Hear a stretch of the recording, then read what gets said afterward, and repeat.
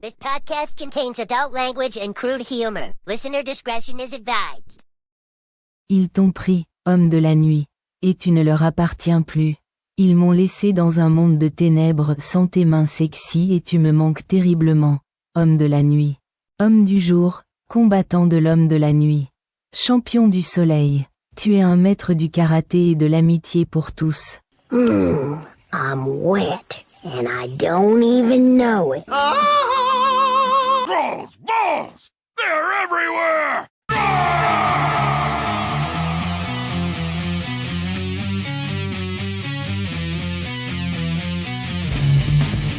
Thrall's Balls, the World of Warcraft podcast with a dirty mind and a clean behind. Hosted by Boomy Nation, Craig, Gershom, Johnny Tips, and Wooly. What's up, swingaz? Who speaks French? Who can identify the two different references to two different shows in that cold open? I don't care. I speak Nightman. Oh, yeah. That was fucking beautiful, bro. Yes, it was. Yes. That was basically the Nightman in French, and then that all came about because I was watching King of the Hill with my wife, and I've been watching a shitload of Always Sunny on my own, right? And this episode on King of the Hill, Hank told Bobby to think like a fish, and he goes, I'm wet, and I don't even know it. And I'm like, I gotta be able to do something with that. Anyway. I'm wet and I don't even know it. Yeah.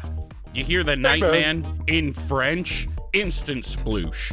Sploosh. This is honestly making me wish that they still sold spray paint in the city of Chicago. Oh my god. Sorry, that's a reference to the show. Willie knows what I'm talking about in the show. What's going on, man? What's going on here? Yeah. Breathing up, hey, Charlie, that's how he comes up with the Nightman. Are you drinking paint? No, Have he's you been like, drinking paint, Charlie? That's an improv scene, by the way. Inside, I know this is a World of Warcraft podcast, but really fast, that's an improv scene. So the whole scene from when Dennis walks in and he goes, what's going on, man? Like with Charlie has like the towel on his face and he's huffing paint. That was all like a joke. And then he's like, That's what's up with your fucking like man Speedo or whatever? And they just started riffing. And the dance when they start clapping and everything was also, they did that like at the spur of the moment. That's 100% improv, that whole scene. Love it. Love improv comedy. Hi, swingers. Right?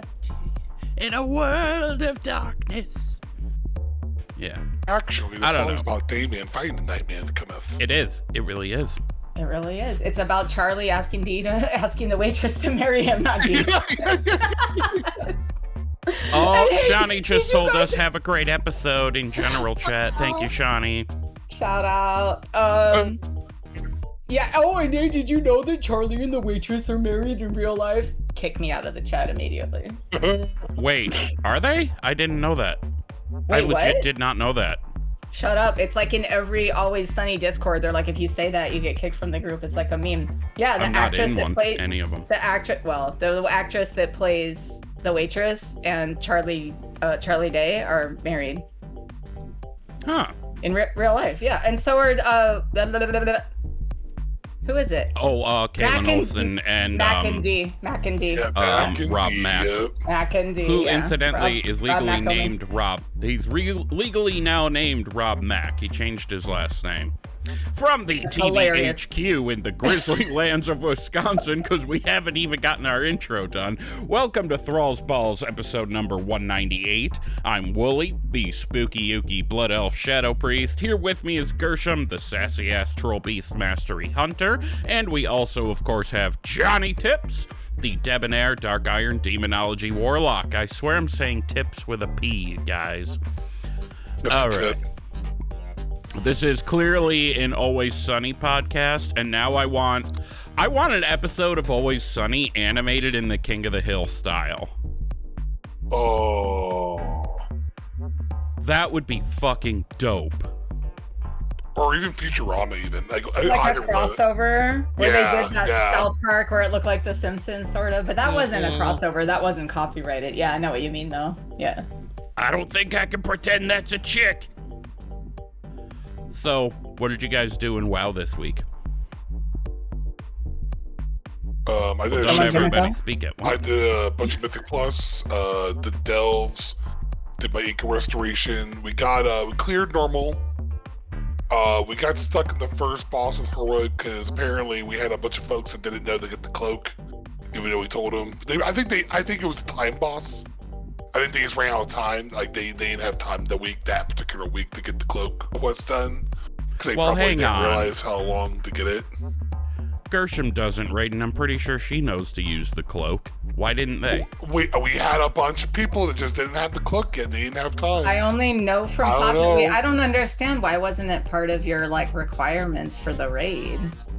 It's because we're a little laid back. It's whatever. Like it's only but don't you need one to get through? Isn't there like a boss fight where you need to jump through the wall or something with it? Yeah, that's what we're talking about. That's what I'm saying. When we cleared normal with them, it was fine because we just obliterated everything. Oh, is that only on Heroic? Dementia's took a little bit of time, but we got them down. And then Heroic mode was a big step up from normal. We were like, oh, okay. Shawnee was saying that last week too. Shout out to him for coming on. I'm not too worried about it. We usually spend quite a lot of time progressing blind anyway, for the most part, so it's not that big of a deal. Also, I do have one thing to say. The Ica Restoration, please fix the camera quests. Let us move with the camera. Did I fucking say last week and you were like, the UI's bad? Or increase the number of bees / other animals that you have to like photograph for that quest, or you can get a lot more than like a couple. Like the density needs to justify not being able to move and having to plant yourself. You know, it's not getting 3 at a time is not cutting it. I'm sorry. Like that's. I did all the quests, but I don't know if I'm gonna do the dailies. I did all the campaign quests for them, and I did the one time with the weeklies or dailies, whatever they're offering, and I was like, nope, never again. Once I get all the animals done, I'm not doing it anymore because I was like, I don't know. It really left a bad taste in my mouth. We'll see how I feel in like 6 months, but I love the animals. I love the whole idea of it, but the lack of quality of life is quite astounding. It felt like I was in BC, which is not a good thing. Cannot relate. I have not done anything with fucking Venari's Zoo of Wonders. It's really cool quest. Like the story is really cool, and the whole thing where you're going around doing the tagging, the bee, the animals, and all that is really cute. And you get to. I don't want to spoil it for people that haven't done it yet, but it actually is quite adorable. But other than that, I started doing 10s. So I timed a few plus 10s this week, and then a few just untimed to get the vault right. And then, but yeah, I got KSM. So I got my extra charge for the tier. I got my 4 set. It's mixed quality. Some are from LFR, some are from normal. I got like 1 myth track from Vault, and then I got like 1 heroic piece. So it's kind of a mixed match. Set bonus is a set bonus, man. Exactly. That's kind of like, feeling pretty good these days playing Warlock, but I don't know. I don't know. I saw that whole. We'll talk about it later, but it was right. It was right. You were right? It was literally what I asked for. But anyway, I'm gonna leave that as it may, and that's what I did this week. Cool. Gershom, what'd you do on your summer break? Oh, my summer break was the best, you guys. So I was finally able to like lock into a good couple, like several hours long sessions, just the way my week went. It worked out well that way. So I know, because I hadn't been able to. I think last week I was like, I've barely had any time to play and I was behind. So I jumped in thinking that I was still going to be 1 week behind on like the Venari stuff on the Ecodome. Because I remember that being a problem for me when we first encountered this sort of system in, I think it was Zemos, right? Y'all remember Zemos, where it was like fill the bar and you had all week to do it, but halfway through the week, it was 2 bars, remember? And people complained that was too much. It was 2 bars a week, and so they kept the 1 bar, and that's when they started making like a new set of world quests. So you get like world quest re-up on like Saturday or something like that. So like world quest pop midweek now, essentially. So I thought I'd be behind, but I went to her and she had 2 campaign quests. She had the slate backs, which I hadn't started, and like I was in the middle of the slate backs, and when I went to her, she had 2 campaign quests, and it was the next 2 animals. It was like the lap bugs and the foxes, I think. So I was able to do both. So there's like catch up on that. You're not behind. So there's no time. Awesome. I don't know. This was my personal experience. I don't know if you haven't played yet at all and you haven't logged in. If you go there's going to be 3 or 4, or if you don't log in for the next month, maybe there'll be 6 when you get there. I don't know. I just know that when I went there was 2. So it seems like there's some sort of catch-up mechanic for her. So that was cool. I guess, and then just, I realized that like last patch was really the first patch that I was able to like really upgrade all my gear. And I really like that feeling, and I started realizing I could get it done a lot faster. So I guess overall, I'm just really nailing down the rhythm of like all the world quests, getting my rep as high as possible. By the way, you guys, history was made this week. I remember to buy a fucking Koresh contract, which there is, by the way, on my server. 3,500 gold for the plus 15 rep one. Do all the world quests, get an extra 15 rep with Koreshi, whoever. Bro, I have never remembered to buy this contract until like halfway through the patch. And then I'm like, oh yeah. So this is the first time I fucking remembered. I was so excited. So I'm like, yes. So I'm like 8 with them. I know that's not very far, but like I said, just kind of remembering to go make sure that I have my tier piece, and go making sure that I have all my world quests done, and, you know, looting everything I can, and understanding now when I get to the end, I'm going to be able to exchange 45 of one crest for 15 of the next best one. So like, I used to do things like, 5 weathered quests, why would I go do that? No, fucking buy them, because if you get 45 of them, you get 15 of the next one. So duh. So just really trying to nail down that grind. I got, so last week there was a weekly event for World Quest, and then I think we had that like Winds of that passive buff, and then the contract that I mentioned. So I made World Quest a huge focus. I was even all over Kazalgar again, doing those, and it got like a few waves of like Paragon chests for the rep, which was nice. And then what else?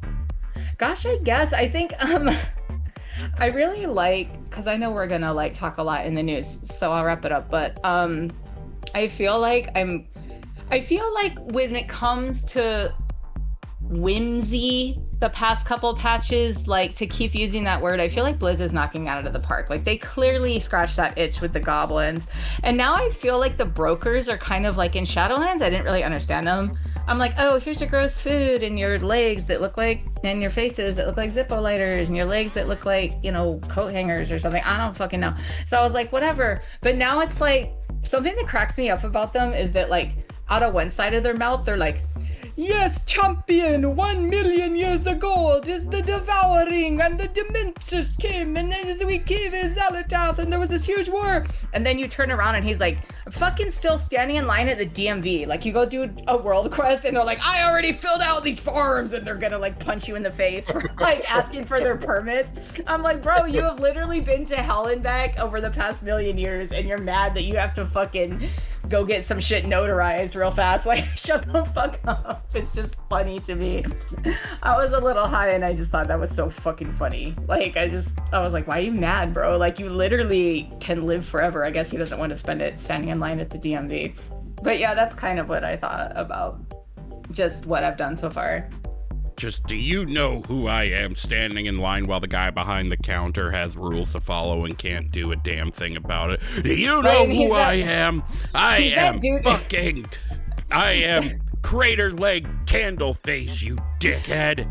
That dude is just the guy who like points at his name badge, points at the rules behind him, and doesn't say shit to you. And then, like, if you get unruly, he'll just points at the chair. Like, go sit down, bro. Like, you lost your place in line. He does not have time. And then one of those big motherfucker, like, ethereal things that somehow is shaped like a Nerubian, and I still haven't figured that out. They just walk up and they're like, come on, let's go. Those guys like do the seem security. like the weird... Yeah, they are. They're like security, 100%. But yeah, that's pretty much what I did. Just kind of jumping around, exploring, getting my rep up, and handling my business. Stay the fuck about my business. Well, actually, that makes me wonder. Why are some... They were all the same people, right? So why the fuck are some, like, big old gas spiders, and some of them are regular old gas people with blades for legs? We never saw the spider ones in Shadowlands. Those must have been some, like, distinctly Koreshi, but like we went to Tazavesh in Shadowlands where I didn't do that. I did that once with the DNR guys for like Dungeon Master or something. They took me on a mythic through, I think, whatever one you get where you get to play the drums. Where you get to be the only experience I've ever had as in Tazavesh as the mega dungeon was half of the first boss because it was bugged and the group fell apart. And I was like, I don't have time for this. And then I never went back. Oh, and then the one other thing I did that isn't that important, I did actually nail down my Lich King time walking. But when you said the group fall apart, that was funny because one of my groups fell apart because for some fucking reason we kept dying on the screaming face in Forge of Souls, where you just do like Bronjime and the fucking and the face, and he's so easy. He's like, I am the scary face of souls, and you just knock him down, and it's fucking all of a sudden everyone's like, you gotta turn off your fucking, and all of a sudden there were these mechanics. So I know they had said at one point that time walking was gonna get a little more challenging. I don't know if this was one of those ones or if it was just early or what the hell was going on. It wasn't me. I was just doing my hunter thing, standing out, growl was off so that it didn't get the face, screaming at him, whatever. But like this group died like 5 times and I left. I got a debuff. I'm like, I don't know what the fuck is wrong with you guys. Fuck them. Yeah, I was like, I can't. Well, once or twice, I'm like, hey, we all fuck up. But I was like, whatever this was, this thing was stuck on stupid and we were not going to get past it. So anyway, that was it. That was what I did this week. I think I've never seen that like 5 times in a row. Yes, like, bro. Just like, just not, it was wild. and time walking, like, I'm like, I had to quit. I don't know if the boss was like bugged somehow. That's what inspired me, was Wooly was like, the boss was bugged. I don't know why.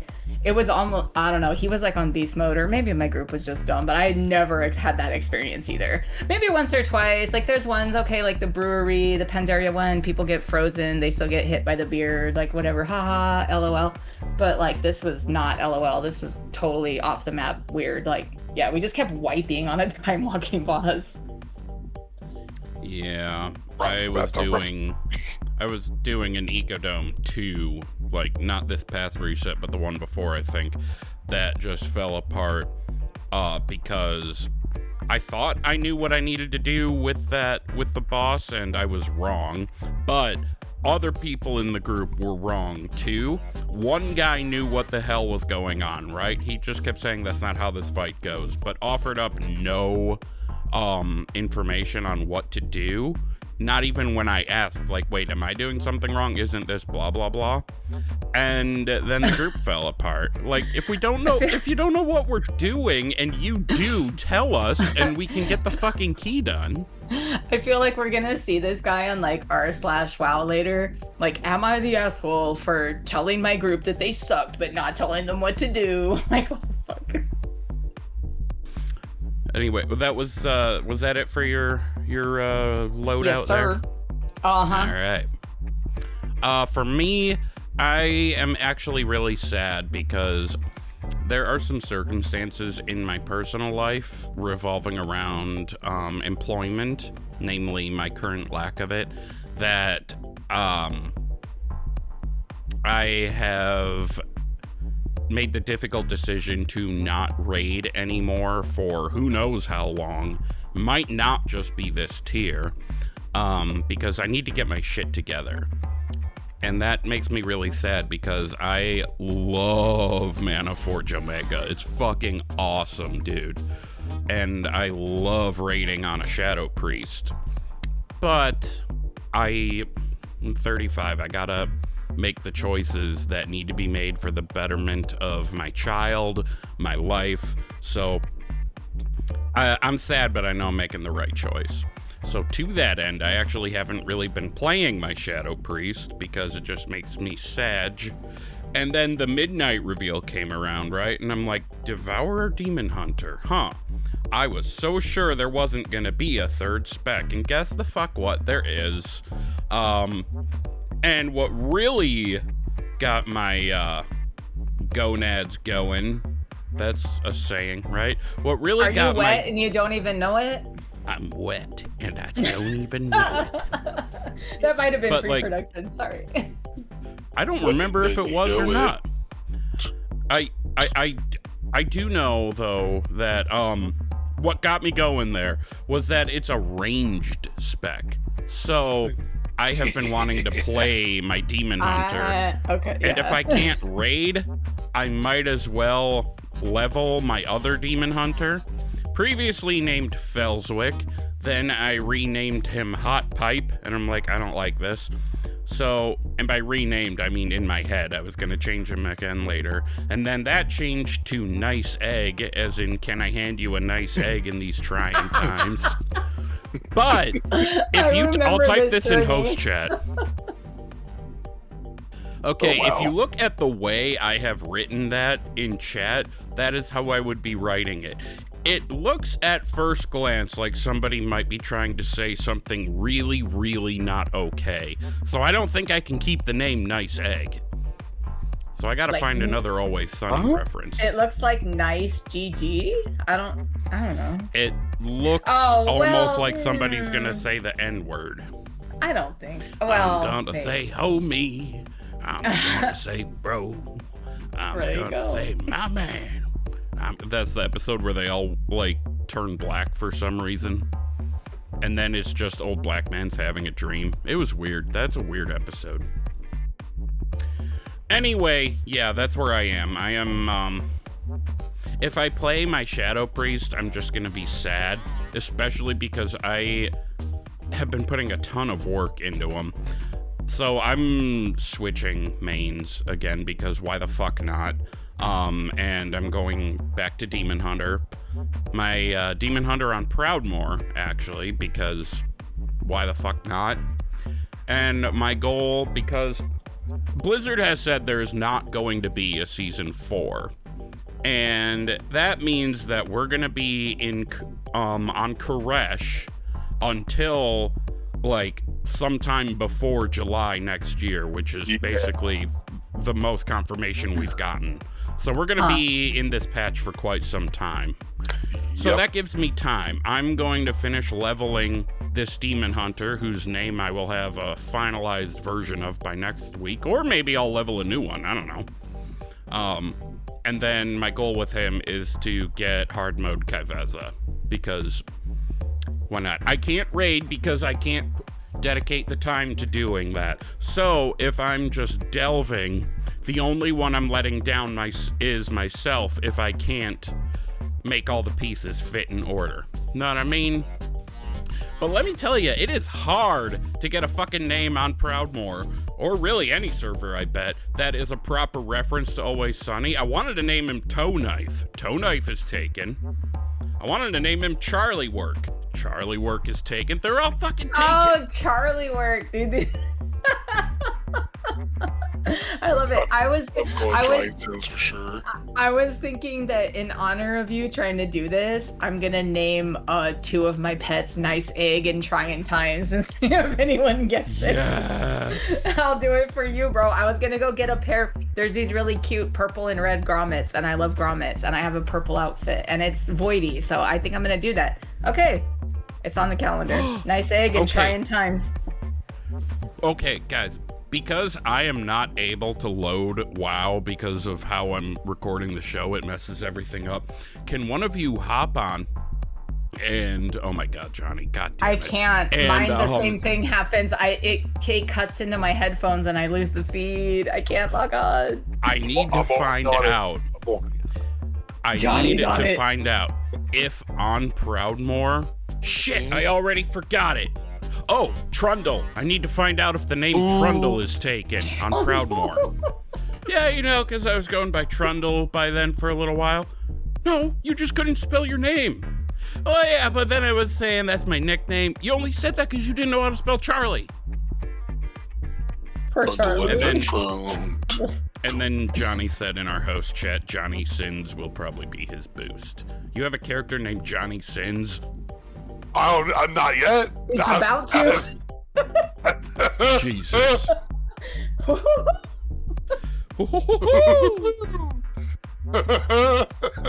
Now that was definitely before the show that we were talking about that. We're sitting here just shooting the shit for a second, and then Johnny laughs like fucking Tigger from Winnie the Pooh. And I'd not heard him do that before. I'm sure some people listening are being like, what do you mean you haven't heard him? I haven't! Anyway, guys, should we move on to the mixed drink of the week? No. Fuck yeah? Fuck yeah. Trundle is taken. No! Fuck no! What about Pirate Door? Pirate, On Proudmoore, that's probably taken. Shit! Oh, don't look in that door, man. There's Pirate Door? Pirate Door is available? I'm gonna grab that later. Two names.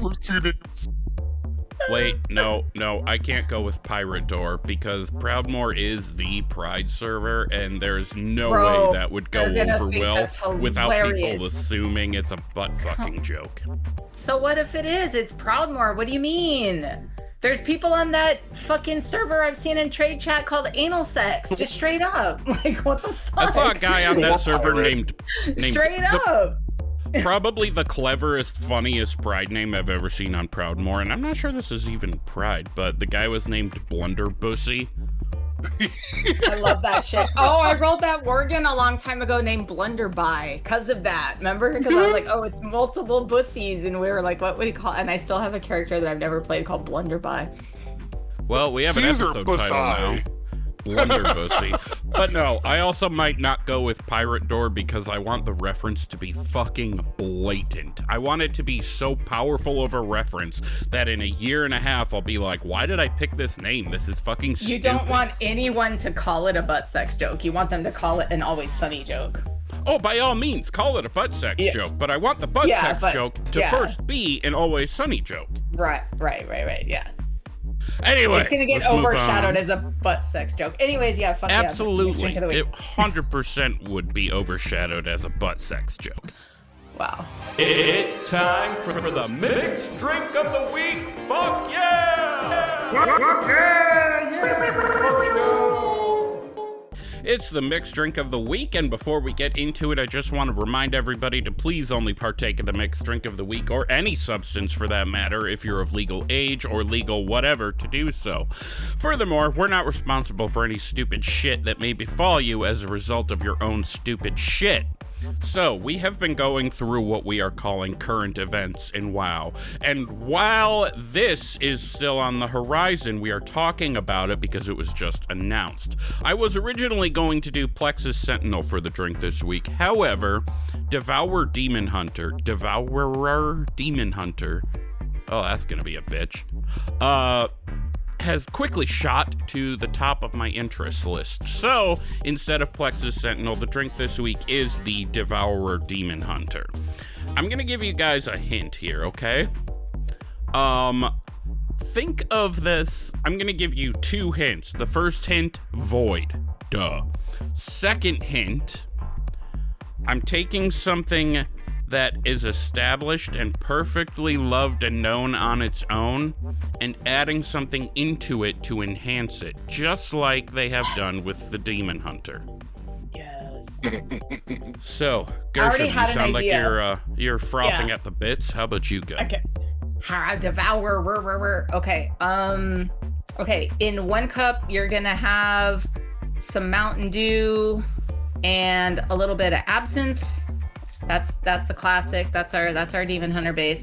And then you're gonna take however much you want of grenadine. I want it to stay red though. I want Yeah, so grenadine with vodka and a little Jaeger, and you're gonna drop it in. You're gonna pour it in slowly so that it swirls around and looks all voidy and bloody with our classic Demon Hunter base of Mountain Dew and absinthe. I know you use the sanitized absinthe, and that's fine. I do too. I actually haven't ever bought absinthe in my life. Oh.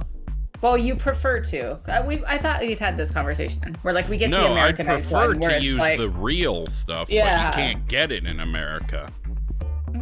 Well, anyways, either way, whatever. Mountain Dew, absinthe, pour in some grenadine and vodka and Jaeger for like a bloody, voidy, demonic mix.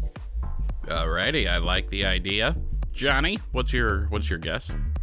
I was gonna say it was gonna be some sort of that midnight Baja Blast Mountain Dew. Oh, bro, that's such a good with some fucking like one of those like spicy lemonade like cocktail in a can, and you mix them together, and that's what I thought it was gonna be. So, you both mentioned things that I really wanted to include. I wanted to include that Baja Midnight from Taco Bell. I wanted to include grenadine. I wanted, or thought about rather, including shit, what's that? My brain broke for a second. No, the dark one. Jaeger. I thought about including Jaeger, but I don't have any. Instead, I had to go in a certain direction because, as I said, I lost my job, so I had to work with what I have in the house. So I was like, well, how do I spin this bullshit to shoehorn it awkwardly into this idea?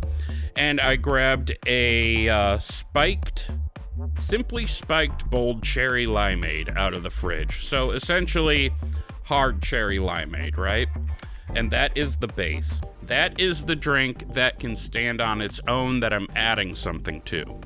Then I thought, well, I need to do something different from what I normally do, which is just vodka or fucking Fireball or some shit. So I dug out my soju and I added a shot of soju into this. So adding that to that is cool enough, but then I'm like, well, we don't have any void factor. And I've pretty well established that both Jaeger as well as Kraken I often use to represent the void in these drinks, so I did half a shot of Kraken because I knew if I did too much, the taste of that would overpower the rest of it and it would just be god-awful. So that is the drink. Hard cherry limeade, 1 shot strawberry soju, half a shot of Kraken. It's not purple. I would like it to be purple. I didn't put grenadine in it because I felt like that would just be too much at this point. Also, it's upstairs in the fridge and I'm all the way down here in the basement and I'm fat, so I didn't go get it. What do you guys think? Over the lips, through the gums, look out, asshole. There we go. Oh, you didn't drink it. Hold on, I got some. I got this watermelon crush Monaco. Here we go. It's actually not terrible. There you go. Like, it's drinkable. It's not like... It's not something I would drink every day.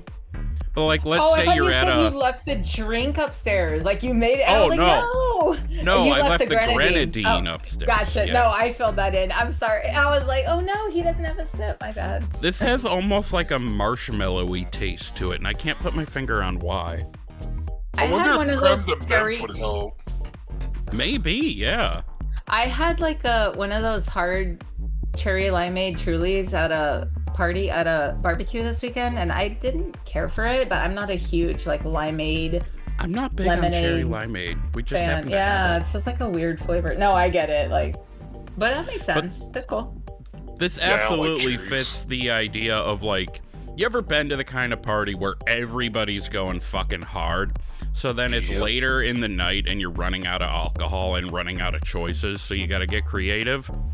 This kind of feels like that. Yep. But it's still drinkable.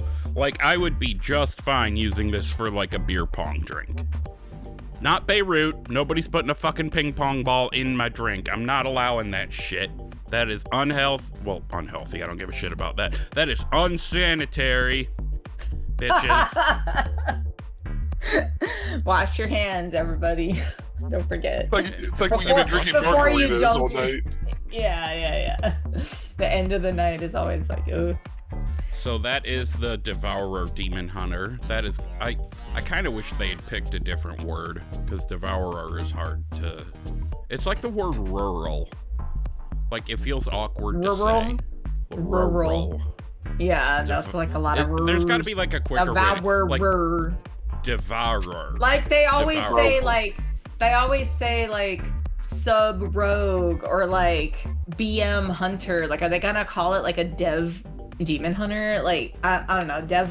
Well, that's probably like Devo or Devourer Evoker.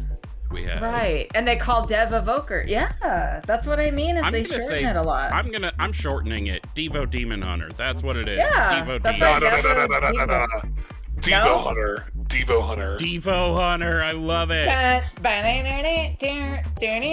I'm playing some weird robotic Devo music, bro. Like in my head, like the head radio's popping right now. Yeah. Okay. I fucking love it, Johnnie. We did it. You're welcome, like Ian. Boomhauer are a genius. Boomhauer. Oh.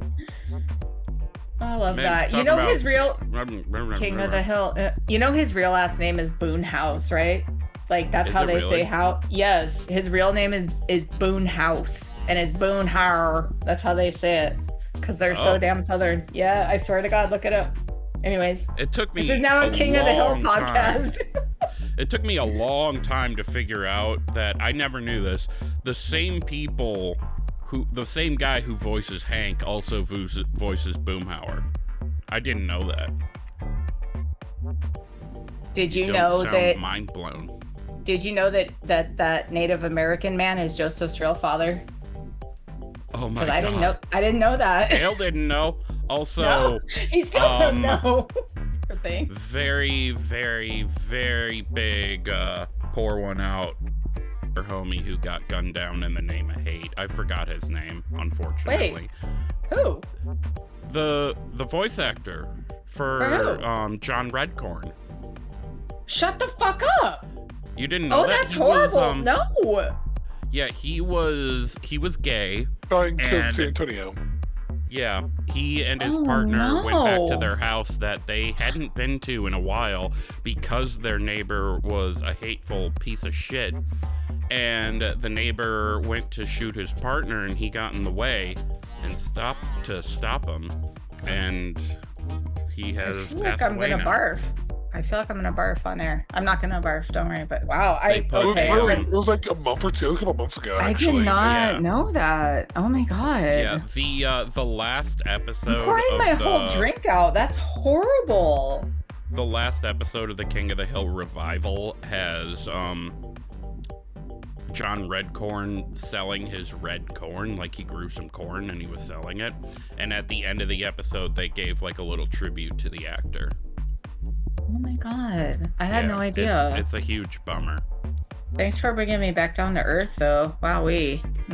Let's go back to space. Yeah, I want to go back and float around. Rest in peace, I died. Yes, also, God, for real. I'm like so devastated. I don't even, gosh. Anyways, also, Willie, I did fall off my mountain space this week. Since you said go back to space, I figured that would be appropriate. I did do that. It was an accident. So you said something like if you're flying around in Koresh in space, have you ever fallen down or died? So I thought I was really close, and I went to hit dismount, and I wasn't close enough because of my stupid eyeballs, and I like Mario scraped my nose all the way down a cliff into space. Ow. In Crush, yeah. You know the Mario scrape where you think you're gonna make the jump and you hit the wall? And then you just I did that. Yeah. And you just go, woo! That's what I did. I hit fucking edge of the thing and I bonked my big ass troll nose on it. Yeah, no, I was done for. It was over. Bonus points if you got that when you were trying to land on that spire to take that picture you put in Discord earlier. No, that I did 100%. That was perfect. Don't forget to join the Discord, ThrallsBallsPod.com. You can see the picture. ThrallsBalls.com. I just renewed the URL, you all. Yeah. For you. He did it for you because he loves you. I did it for you. Yeah. Okay, Discord. news time. Time for WoW News. Motherfuckers. Holy fuck, is there a lot of news. So first off, Race to World First. Dimensius is down as of Saturday on Mythic. Congrats to Liquid for the world first Mythic Dimensius kill. I believe that is their third world first in a row. Am I right? Do you know, Johnny? Yes, Liquid has swept the entire expansion of races this time around. First time in history it's ever happened. Good job, Liquid. Yeah. So, since then, Echo came in and got theirs, and then Method right after them. So the big three have done they did their homework. That's not to say they shit themselves, as is the running joke on this show. They got the kill.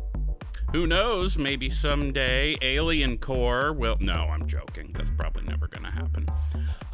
Also, Alien Core is replacing Steg Gaming. Hang on to that for a while. We'll come back to it. So then, of course, we got Midnight stuff from Gamescom, and that cinematic is fucking awesome. My only complaint about it, and it's only one, but it's not even a big deal, is I feel like the elves' eyes should have been glowing.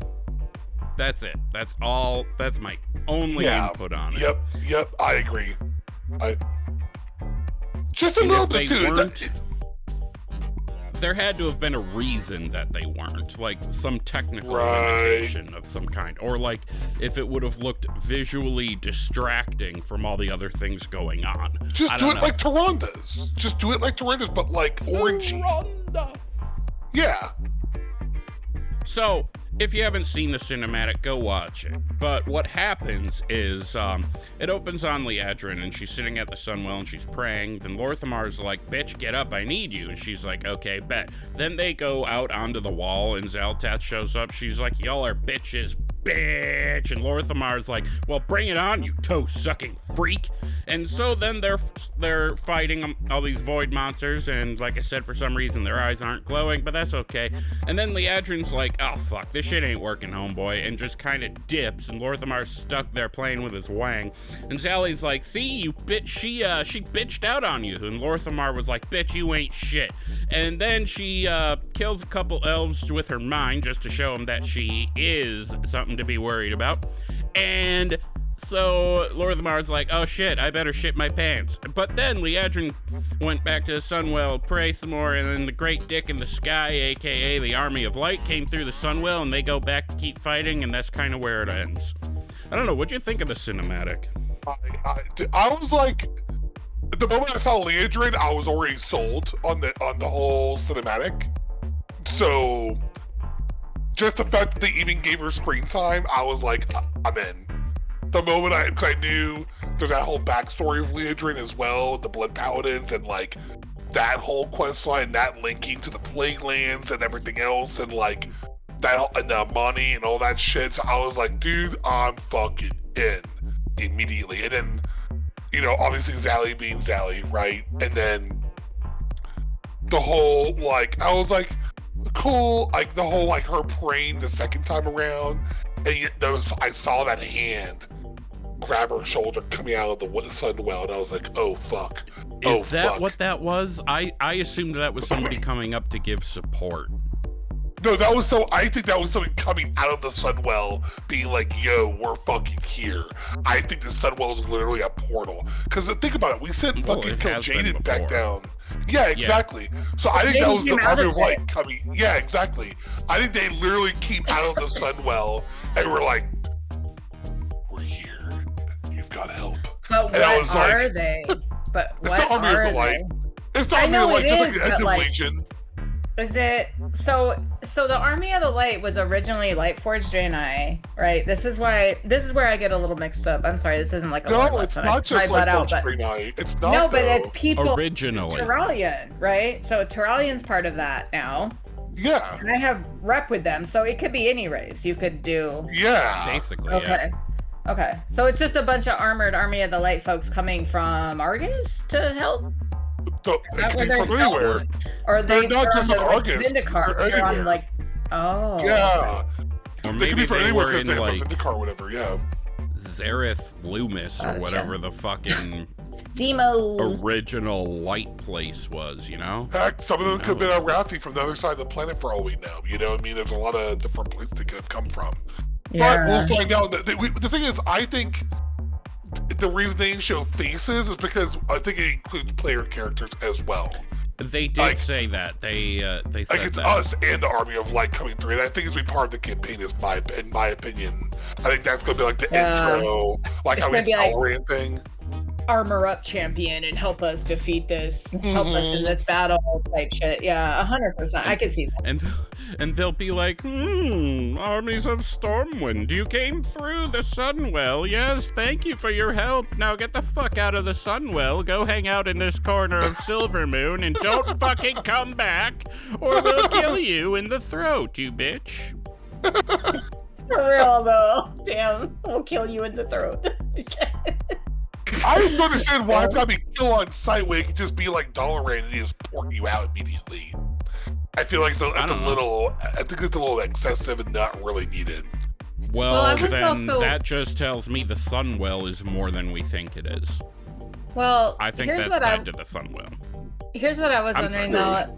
No, it's okay. I had put in host chat that I went away to use the washroom and make a drink and I didn't know we were gonna talk about it. So like, there's like, I mean, I'm not gonna like go over a billion things, but like when she prays, like that's pretty significant because she's obviously praying for like her people and she's doing it as an act of service, whereas before it was like by rote. You could tell she was like, I am the light and I'm the and that felt like very insignificant. And then she's like, please, and she begs.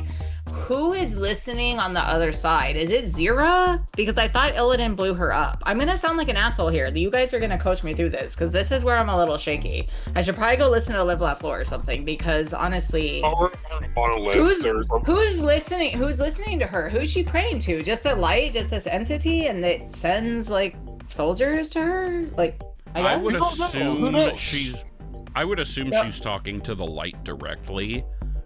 Like the Force itself, which, I mean, putting that against a cosmology as well established elsewhere in the game, the Void has the Void Lords, Order has the Titans, all that shit.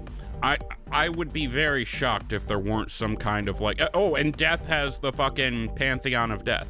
So I wouldn't be a bit surprised if the cosmological force of the light doesn't have its own pantheon that we just are not privy that hasn't been revealed to us yet. Yeah, exactly. I think one thing that a lot of people have not quite remembered while watching the cinematic that adds so much more impact to it, Liadrin still feels fucking awful for basically forcing the Naru they were using to give them the light in the first place.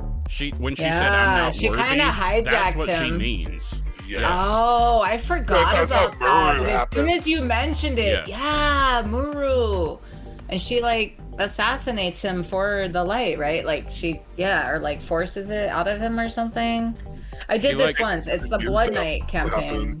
Yeah, she puts like the giant orange that is the Naru in a juicer and squishes it to get the light juice out, and then throws away the pulp. Wow.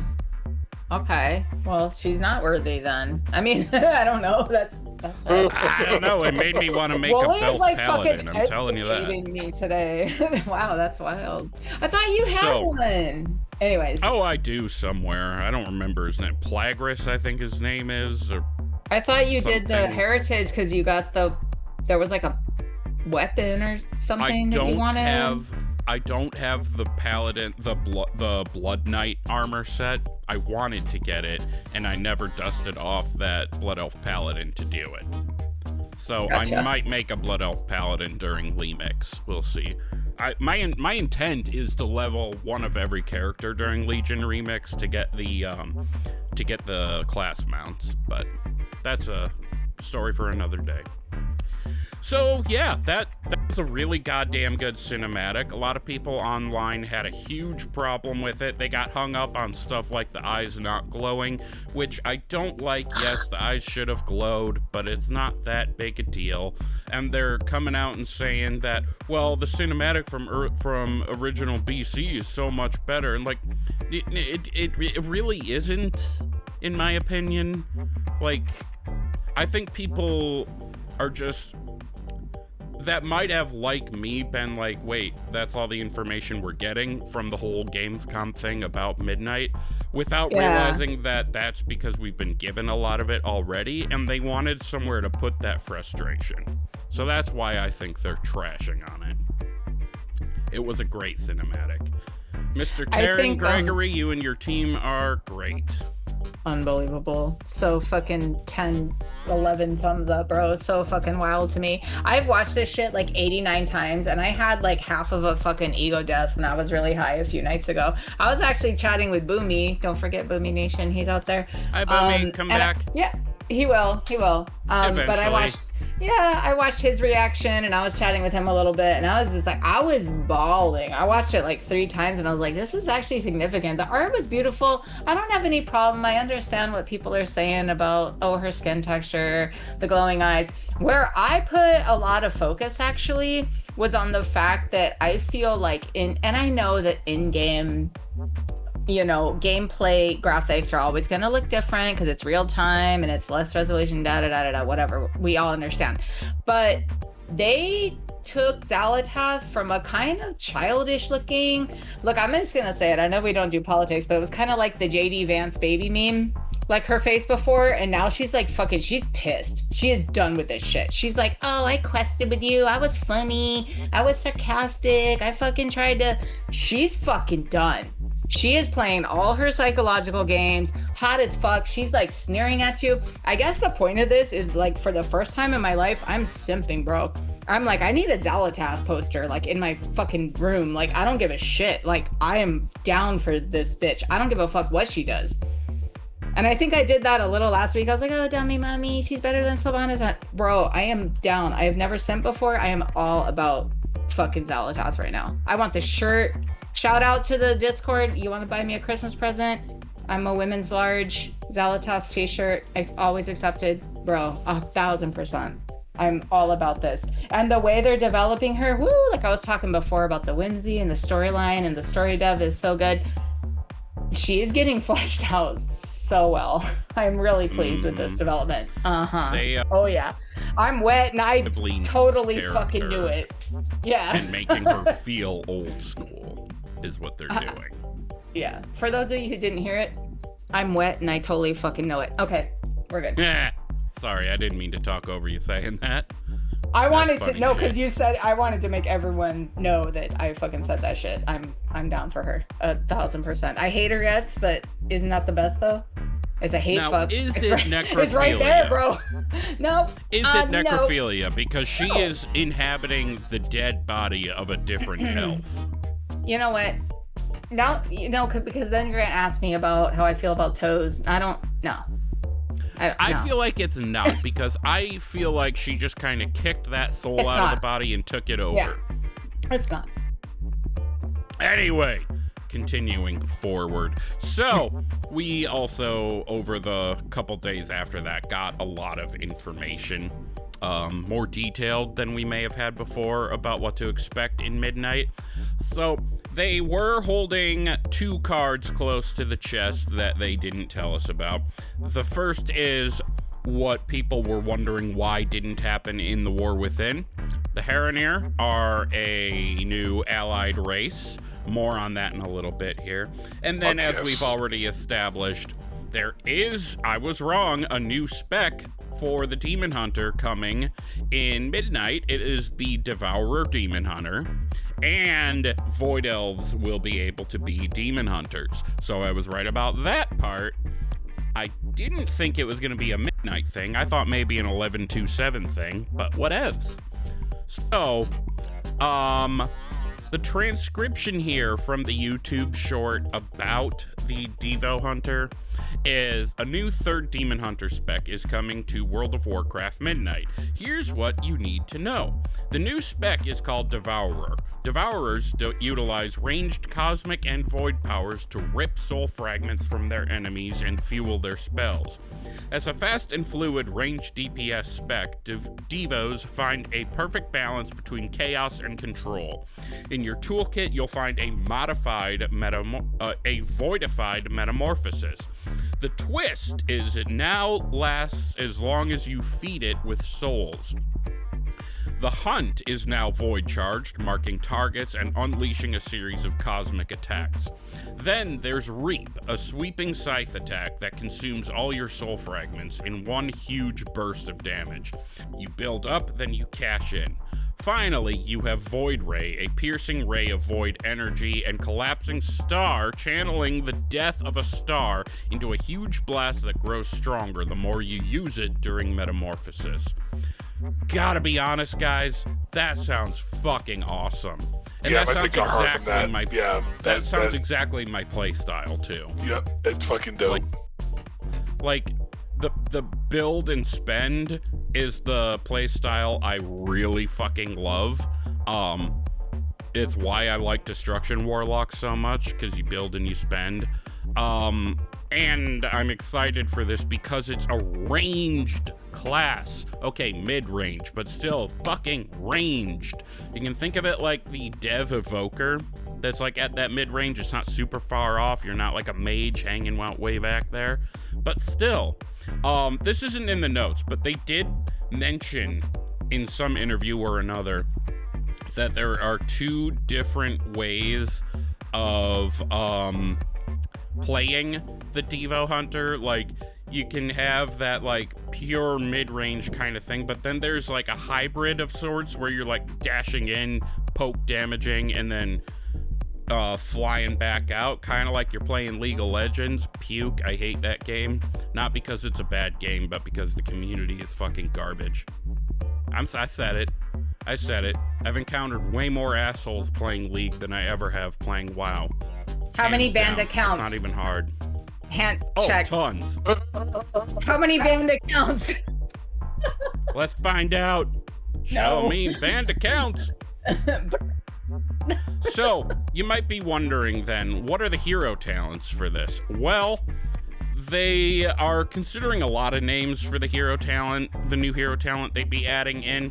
Right now, their working name is Annihilator, but that's not finalized, so that might change.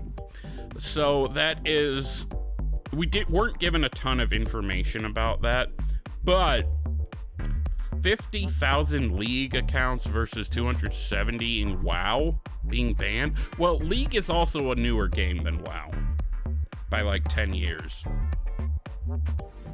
Oh, also those numbers still don't add up.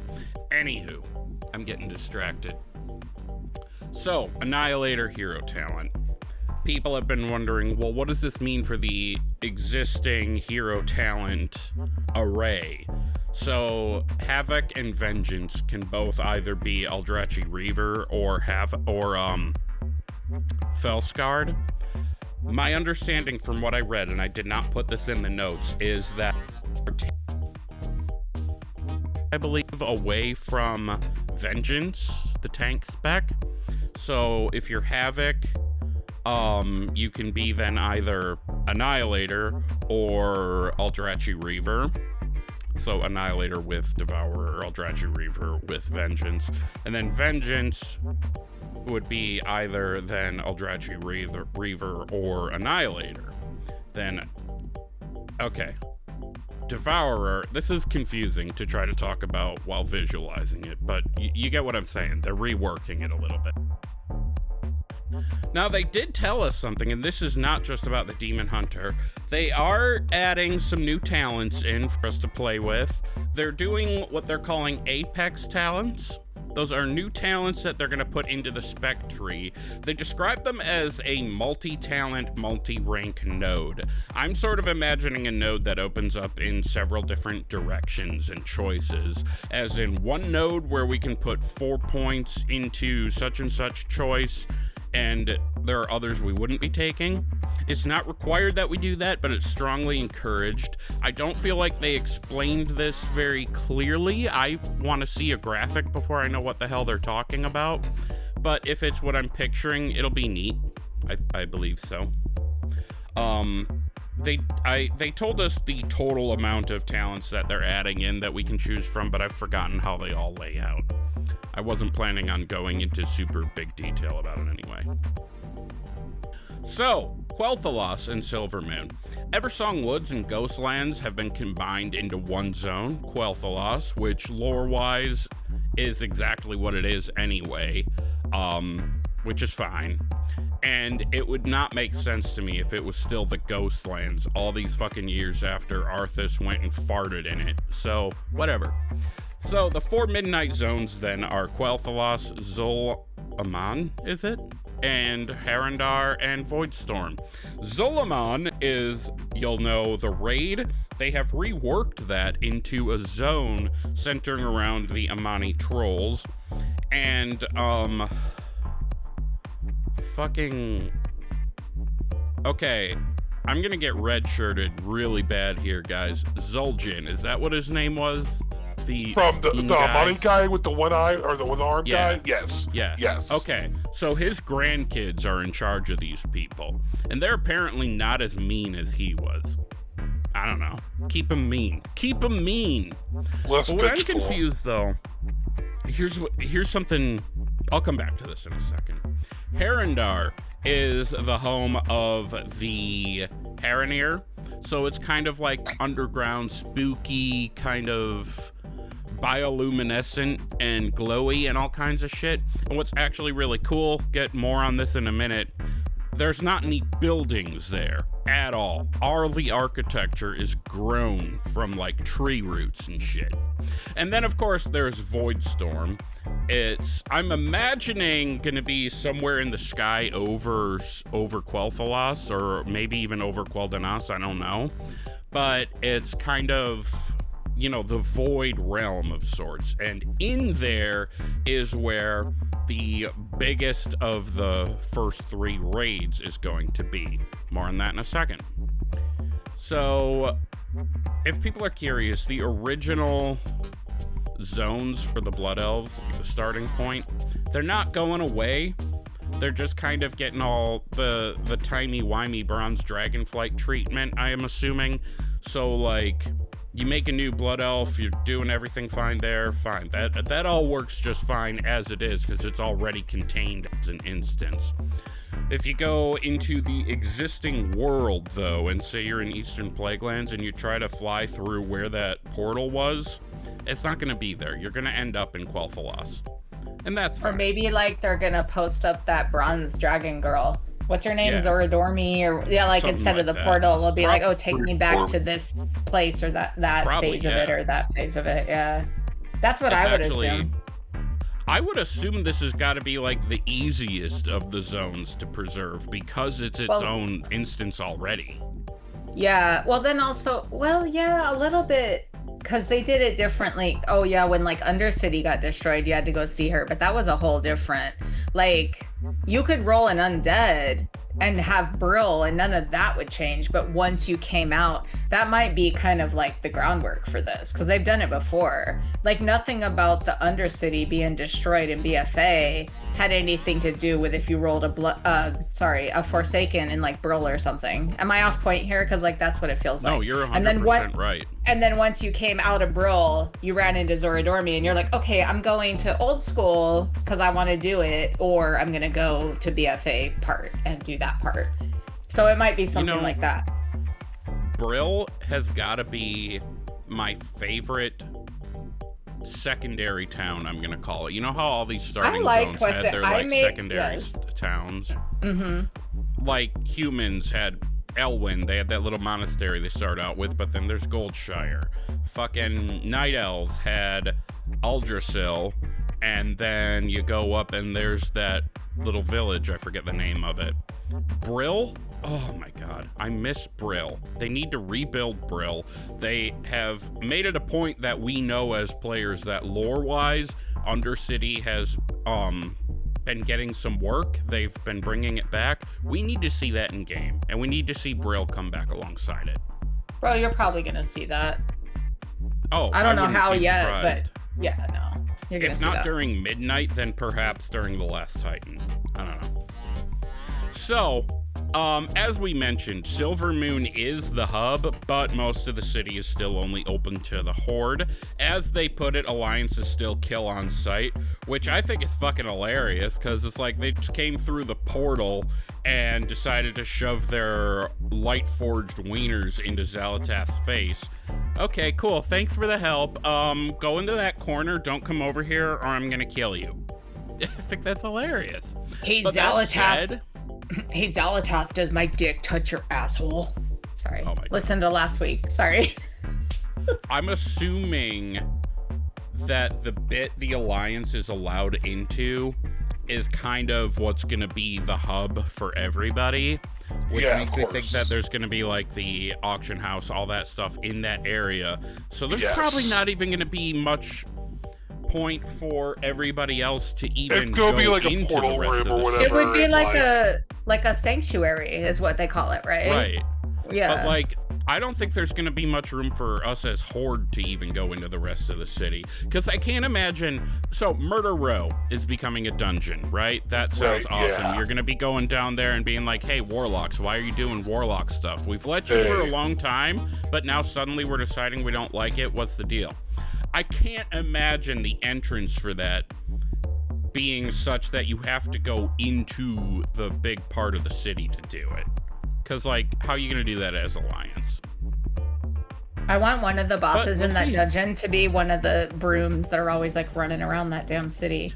I want And it. then you I get to want it. and then you get to take it and you get to take it back to player housing and it's an achievement. You kill the broom boss and then you get to have him leaning in your corner in your house. Or like you And see, it's just like broom boss. you that I see never some, ever fucking look at my dirty ass floor. I never use this bitch, but here he is. or you see some warlock like crouched over, scuttling along, sweeping the floor with their butt, and then you're like, oh, did you break the end off the broom? And they're like, no. No. Illidan didn't for me when he never mind. We're good. God. Anyway, as far as dungeons and raids, I hinted at this before, but well, I don't think I hinted at it at all. The first tier has 3 raids in it, right? What I'm thinking of as the main one is the Void Spire. That is in Voidstorm, and it's Xalatath's stronghold. So, if we're going to face down Xalatath, who, by the way, I do not see dying in the first tier of this expansion. I don't think that's going to be the case. They've been doing too much to build her up. Maybe she'll die in this expansion, but not at that point. But anyway, 6 bosses in the Void Spire. Then there is a 1-boss raid called the Dream Rift that is, I'm assuming, going to be in Haranir because it's Haranir related. They have this god that, like, is asleep all the time. And the things this god dreams up becomes real. Sometimes they're absolutely horrifying things. And then there's this group of Haranir that are like, all right, we're going to take care of these fucking freaks. So we'll do that. I'm assuming because it's called the Dream Rift that this is related to that. And then there is a 2-boss raid called March on Quel'Danas that I assume takes place after the Void Spire because it's in Quel'Danas for one thing, and they said it includes large story spoilers, which doesn't make sense. Why don't you just call it story beats? Or is that their way of saying don't do that raid until you've completed the story up to the point?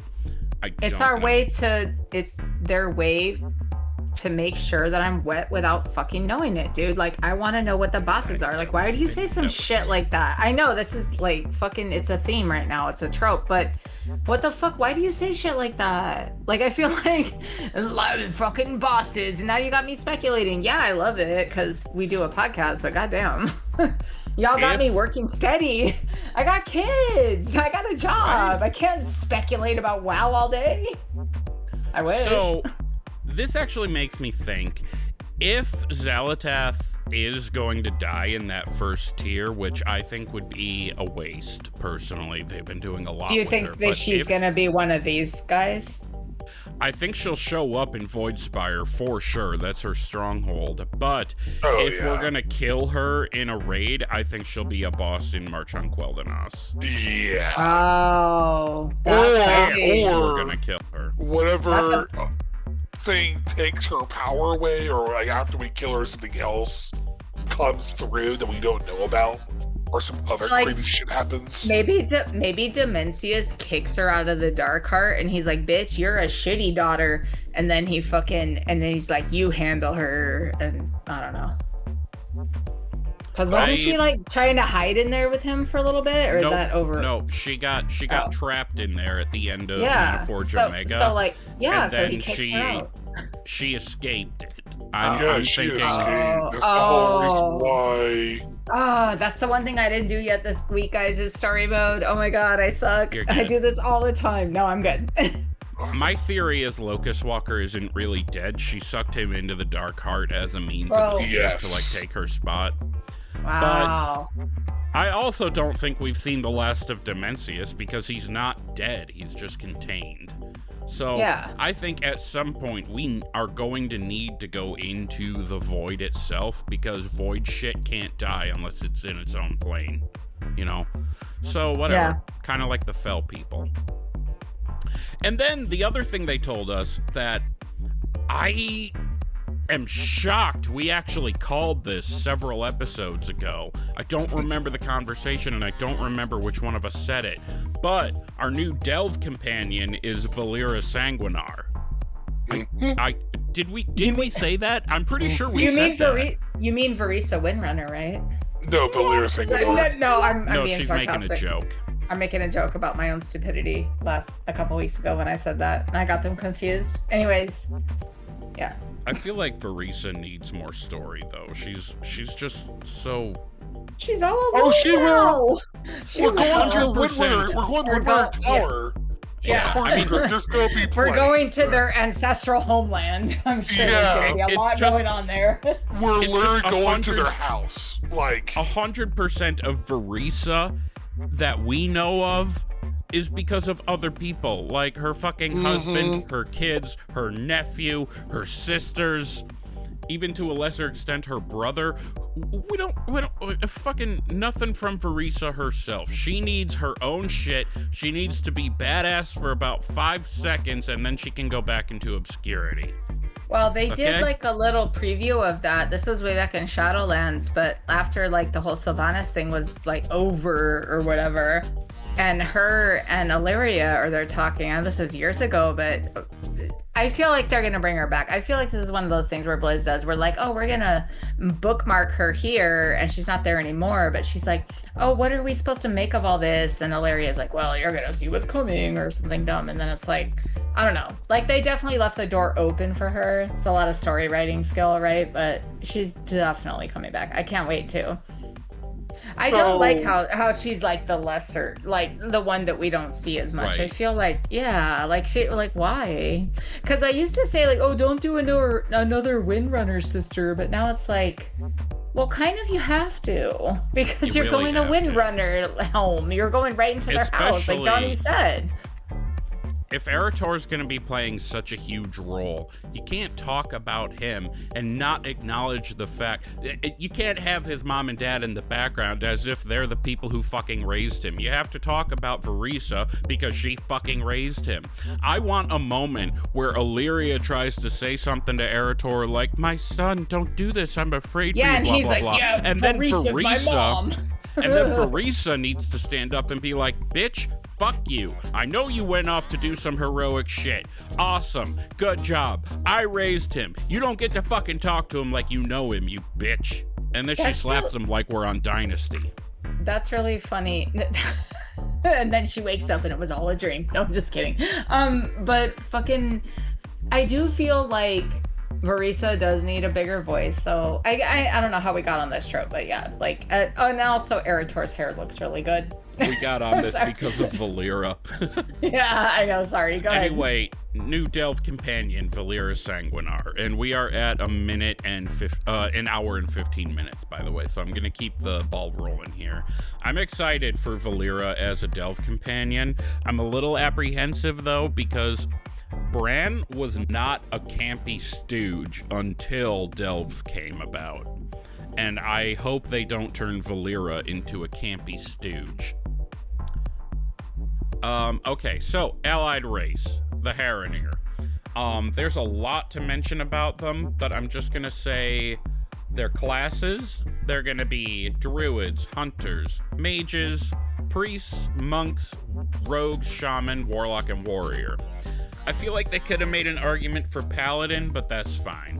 I feel like those classes kind of fit them pretty well. That makes a lot of sense to me. Except for warlock. I don't think, at least at first, that they should be warlocks because... See, that's a hard one to... Actually, no. I walk that argument back. Warlock is fine because their whole thing is that they've been watching the world... like from the beginning of it. They know everything that's been going on. They haven't been shut away. They've just been secretive. So that makes sense to me, actually. And then people were curious about their racials. There aren't really any names for them yet, but there's one where you can summon a patch of roots to heal your allies and damage enemies. There is a passive crit bonus and a passive bonus to healing, an increase in damage against aberrations while also taking less damage from aberrations. Then there's a neat one that's kind of like a fast travel between world tree routes, as they wrote it, because the Haranir are all about moving around through these routes. It's sort of like the Dark Iron Mole Machine, in a sense. Okay, we already mentioned that Arator is getting some limelight. There's actually going to be a bonus leveling campaign that stars Arator. That's outside of the 4 zone campaigns. And this is, as they put it, helping him interrogate his relationship with the light. What I would love for that to come out as is like him basically being like a plate-wearing discipline priest of sorts. Like a paladin, like if there were such a thing as a disciplined paladin, that would be dope, using void and light. He's the child of light and shadow, void after all. Paladin. I want it. Now, one thing that I don't fully understand, but I'm gonna mention it anyway. Blizzard is giving us this thing they've called the Prey system. It is an open world optional system being implemented, wherein once you go to talk to the guy and opt into it, you hunt powerful enemies across the 4 zones of Midnight. Now, while you're doing this, you can get ambushed at any point by your target, or they also said there's going to be something in the UI that changes as they hunt in creases or some shit, as they worded it. I saw that and oh my fucking god, Johnnie just posted the dumbest picture in the host chat. That's like, it says keeping up with the Windrunners and all. It's all the fucking Kardashians. I'm gonna fucking puke. Bro, this is going on my Twitter immediately. Oh my god. But I think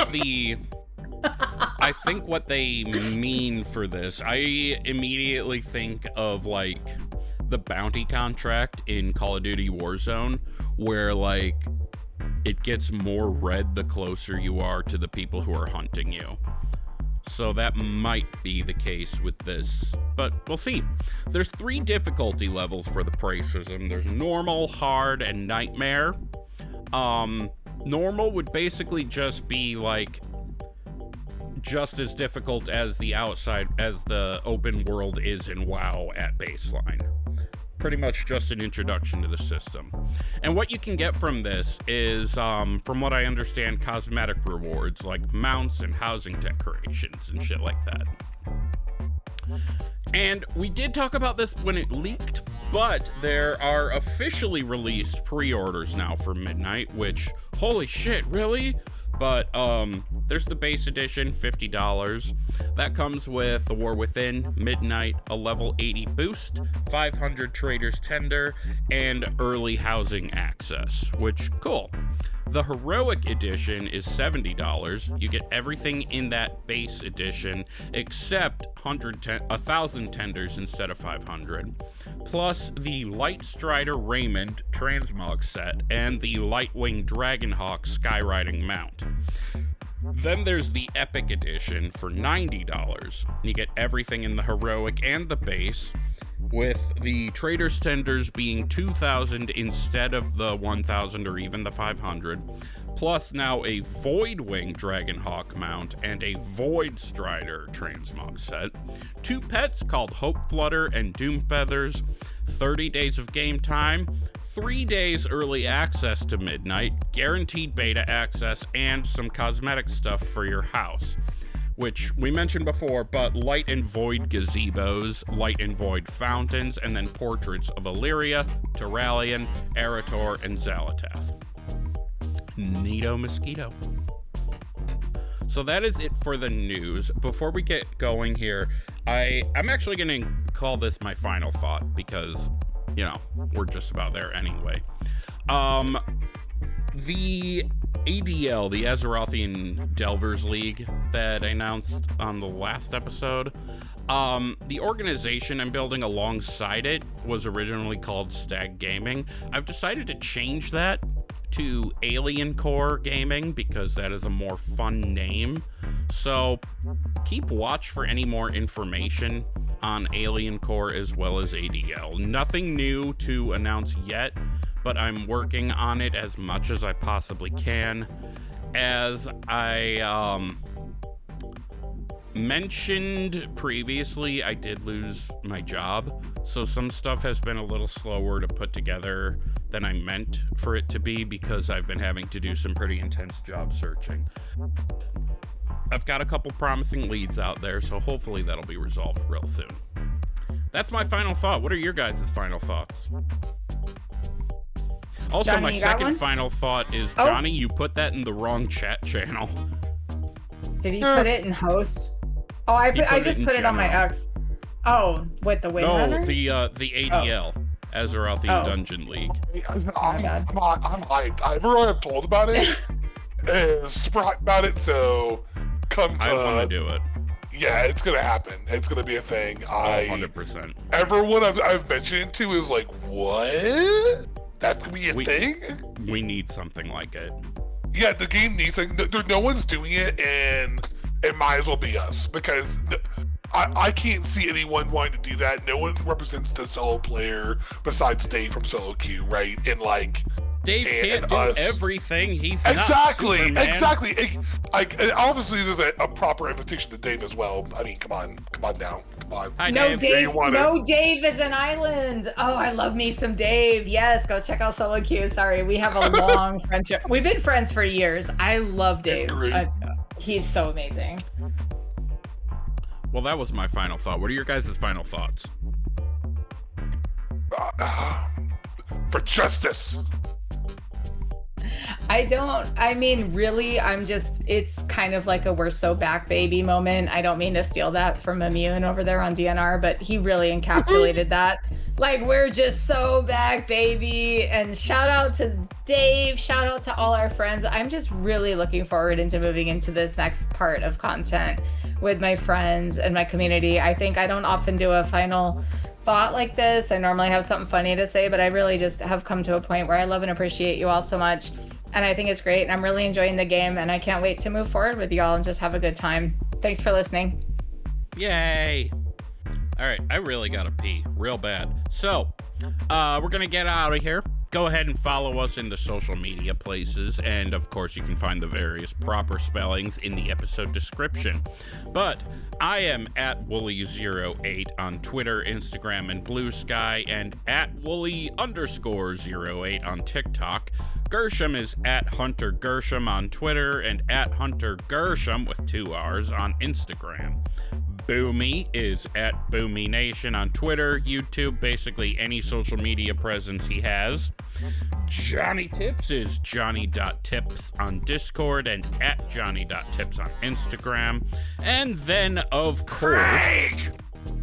our super duper part-time fifth co-host and mascot is at Craig Addict on Twitter, and the show itself is at ThrallsBallsPod on Twitter and Instagram. You can also search ThrallsBallsPod on YouTube.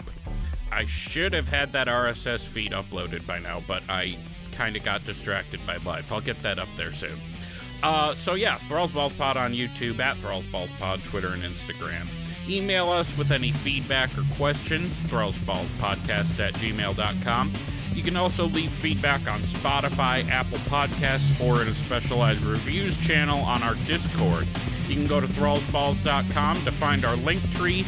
All our relevant links, including Discord, can be found there. Bye, we love you, be good. Bye, swingers, love you. That's the love on the Discord.